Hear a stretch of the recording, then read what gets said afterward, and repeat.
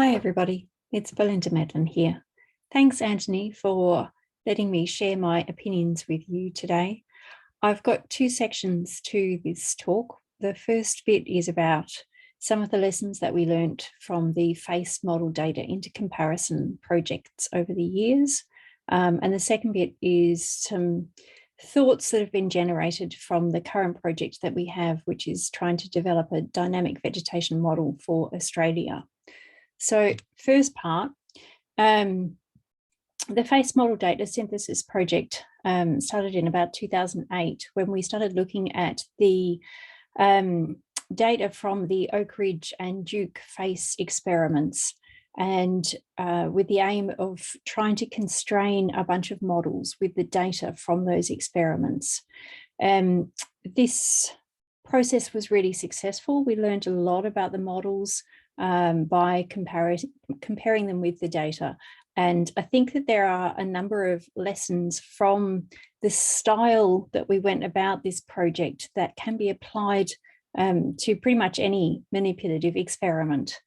So the key point is about addressing the issue of equifinality.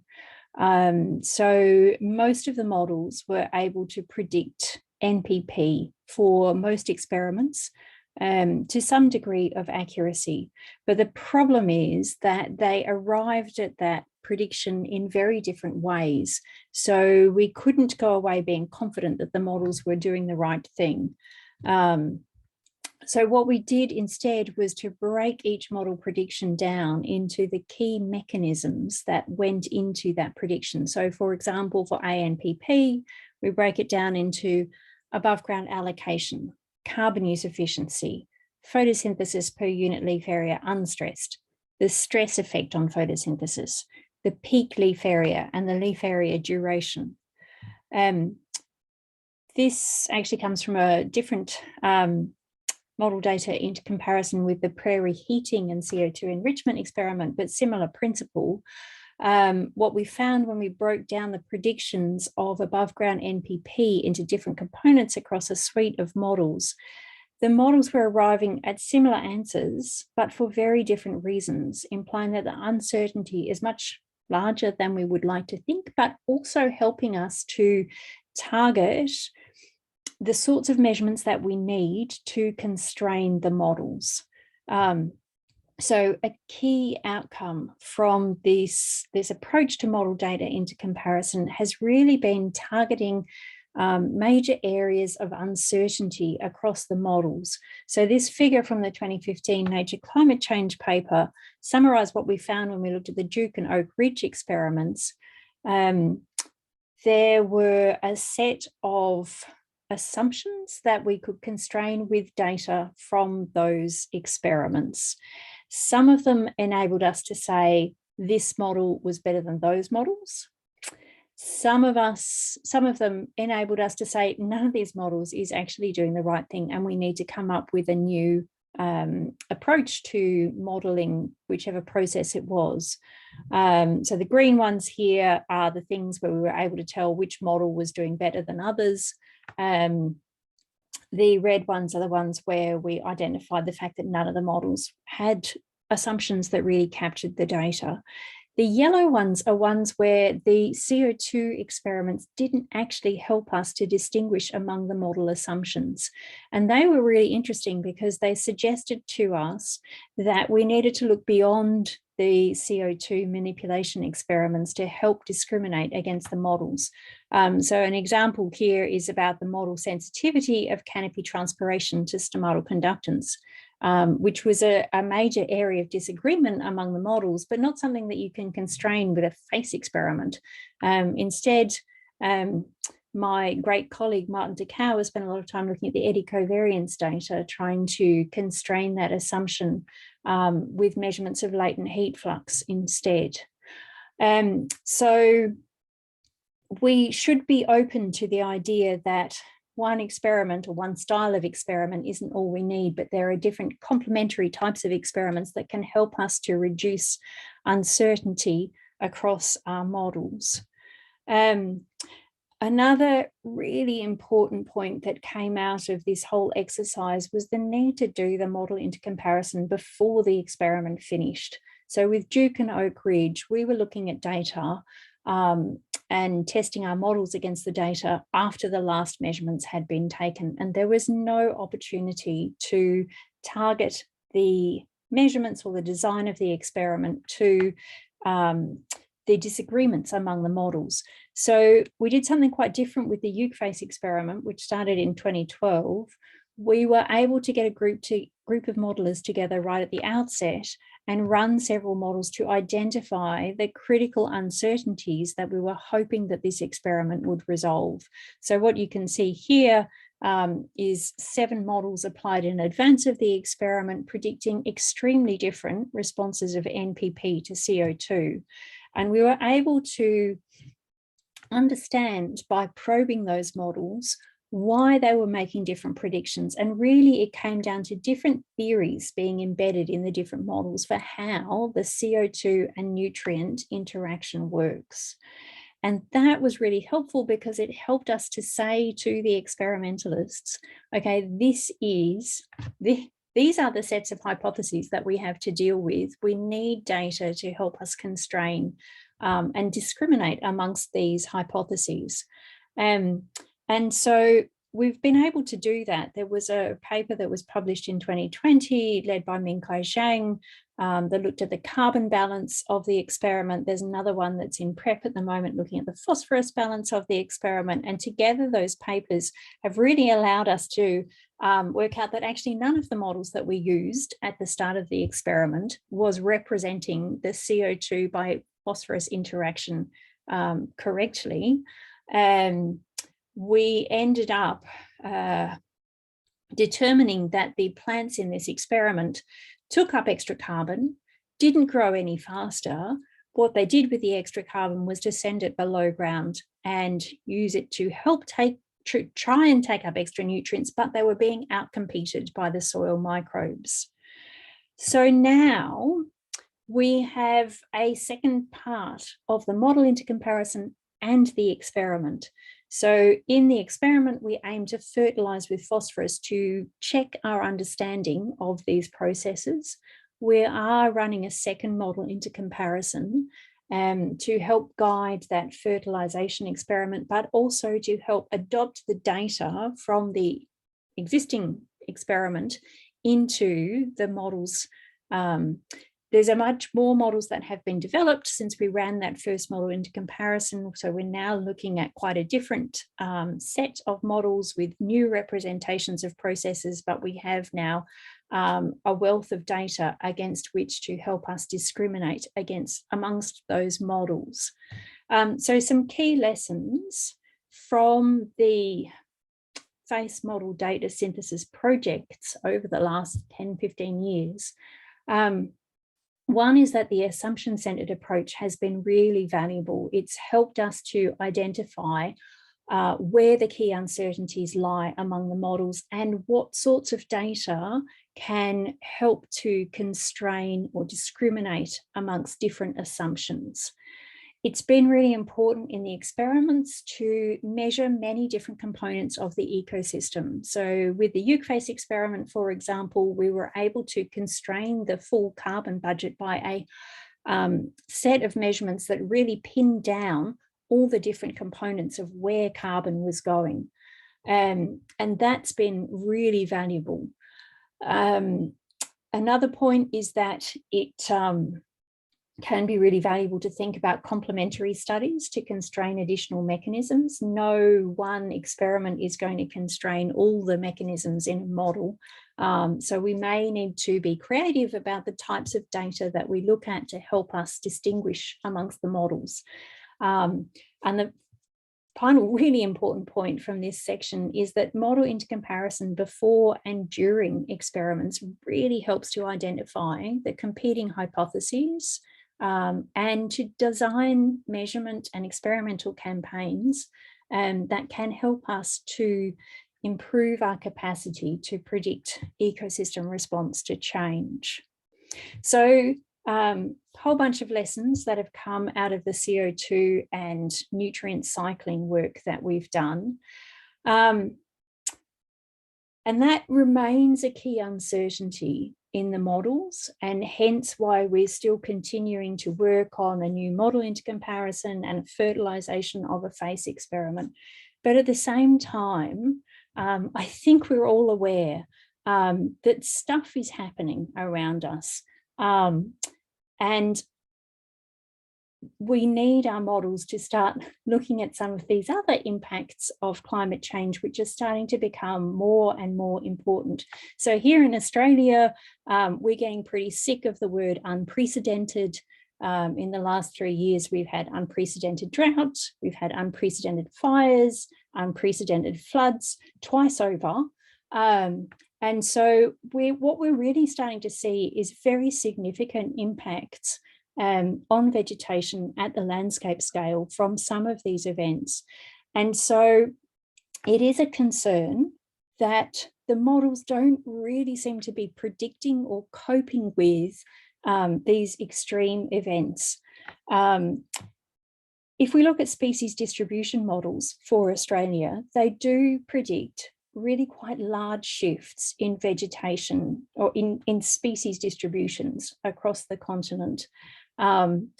Never quite sure how much to believe these shifts, but I'm quite conscious of the fact that most of the process-based dynamic vegetation models would not predict this kind of shift in vegetation. And so what is actually happening or going to happen over the next few decades, I think is something that we really need to focus on. And so I'm advocating more experiments looking at different climate factors. And I know that we've already had many experiments looking at these factors over decades. But I think we're now getting to the really pointy end where we can articulate better what we really need to get out of these experiments, looking at things like temperature and heat waves, drought, extreme drought, waterlogging, fire, recovery from all these extreme events, and asking, okay, which of these factors actually limit species distributions? How are distributions going to shift? And what are we in for while those distributions shift? So in terms of warming, we've all looked at lots and lots and lots of warming experiments. But I think that there's a case for a new set of experiments and a new approach to doing these experiments. So one is really thinking about how do we scale from small scale experiments to what happens across the landscape. And I've been conscious for some time of the fact that there is an inconsistency across scales. And so if you look at, for example, really nice seedling experiment that was done at Western Sydney led by John Drake, the optimum temperature for growth of very widespread eucalypt, typical eucalypt, is about 28 degrees. But when you look at the landscape, if you look at growth rates from permanent sample plots, the optimum temperature for growth is actually something like 11 degrees, which is in Tasmania, as opposed to 28 degrees is much further north. So how do we understand and reconcile what we see in experiments with what we see at the landscape scale? One thing that I think we really need to do is to take this approach of breaking composite variables into their underlying components and mechanisms. And so this is a slightly complicated slide, which just to try and very briefly state what we did. In this seedling experiment, we knew that the growth rate went massively up between 18 and 28 degrees. And we wanted to understand which are the processes that cause that increase and what would we need to do in a model to predict that increase in growth going from 18 to 28 degrees. And so what we did was to try and constrain as much as we could all the different processes that were going on to determine growth of our seedlings: photosynthesis, respiration, acclimation, allocation, specific leaf area, growth, respiration, allocation to storage. And the upshot of those was shown awkwardly in this figure. If you start with the biomass at 18 degrees, you change everything to do with photosynthesis and respiration. You do not predict any change in growth, actually. What you need to do in a model to predict that increase in growth from 18 to 28 degrees is to capture the change in specific leaf area and the change in allocation patterns. And so what that tells me is that there are a bunch of processes that I really need to start thinking about, which I haven't really thought about before when I'm modeling responses to temperature rise. And I think this kind of study, breaking down observations into individual mechanisms and trying to quantify the impact of those mechanisms, is one approach to figuring out how to make predictions at the landscape scale. Similarly, with drought, we've also looked at a lot of drought experiments. There are so many drought experiments out there. If there's one thing that I've learned from looking at drought experiments, it is that plus or minus 50% is a really terrible experimental design. And especially in the Australian contexts, where we tend to swing from extremely dry to extremely wet from year to year. And so, 50% of extremely dry is still very dry, 50% of extremely wet is still very wet, and you don't actually get at anything by doing that kind of experiment. The experiments that we've found that have been most successful with looking at drought have been ones where we've had a well-watered treatment and a treatment where we have really droughted and stressed the plants. But even then, it's actually really difficult to do this. So these data are taken from an experiment with our whole tree chambers at Western Sydney. And you can see we did actually manage to get a really strong drought treatment for some of the time of the experiment. But what happened in February was that we had quite a lot of rain, which tends to happen in February in our part of the world, and we couldn't maintain a drought experiment. Just because of sideways flow of the water. So we do need drought experiments that stress the plants, that really allow us to stress the plants, and that really allow us to compare that stress with a control to be able to improve our capacity to model drought impacts. But we need to be a little bit clever about how we do those drought experiments. And we need to be conscious of the problem that we may not be able to control the water available to the plants. I do spend a lot of time thinking about what happens around us and what capacity we have for monitoring and trying to capture the events as they happen around us, instead of doing a manipulative experiment. Because to be honest, the drought that we've had in 2019, you could never really simulate that with a manipulative experiment. It was so extreme, and there's no way that you could dry down the soil that much without really constraining the root system. And I think the constraint on the root system is another problem for experiments, particularly where you have species which survive drought by having really extensive root systems. So control of temperature, control of water availability, control of those two things together, I think are going to be really valuable to help us understand processes and come up with better process representations in our models. And I offer this as an example of an experiment where we controlled water availability simply by having a set of temperature treatments which were watered to maintain soil moisture content at capacity, and another set of experiments where we kept the water regime the same. We weren't trying to drought the plants. We were just giving them the same amount of water as the plants at low temperature. And what we found was that water stress increased, even though we did not increase water availability. And that observation is really valuable in helping us to understand, again, the mechanisms that are contributing to the temperature response.